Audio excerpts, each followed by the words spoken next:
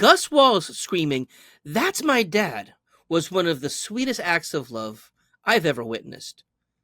Seeing a teenage boy so moved, so proud of his father, that he jumped to his feet, tears in his eyes, to show his love and pride for his father.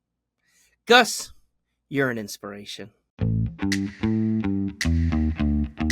Hey everybody, it's Dr. David. Have you ever been so overwhelmed with joyful emotion? Maybe learning that you were pregnant for the first time, or the birth of a child. Maybe your favorite team has won a championship. Maybe you just became a doctor. Maybe your candidate won the presidency.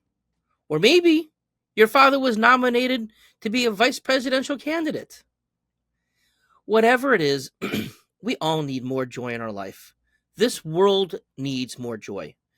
After years of having just such chaos, having the depressing atmosphere that we've had over COVID and coming out of the pandemic, it's about time that we experience a little more joy. Life is certainly serious, but we can still do things with joyful intent. Now, so many people had strong emotions when they saw Gus Walz during the nominating speech of his father at the Democrat National Convention. Now, despite that and how moved people were, there were some people who were so put off by Gus's actions, by his reaction, they called him weird. Some then misidentified him as being autistic.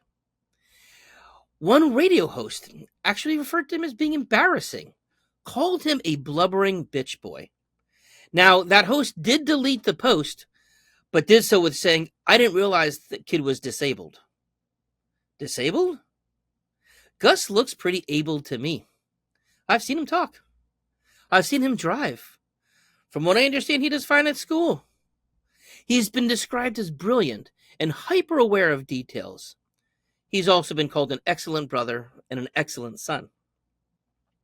But also, should Gus's capabilities make any difference whatsoever? This was a kid who's proud of his dad. How many of us have ever had our kid that proud of us to bring those types of emotions? I love my kids. We do lots of things together.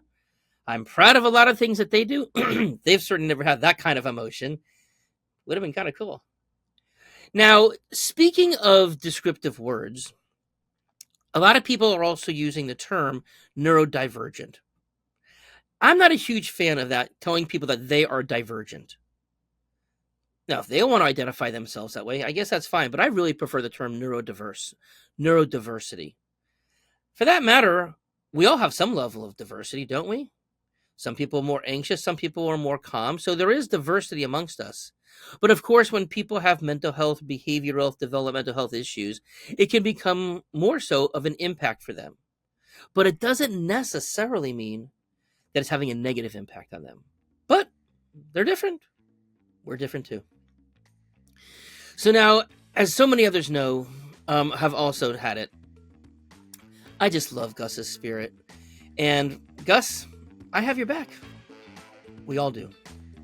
And you just keep on being you. You keep doing you, and the world is going to continue to love you for it.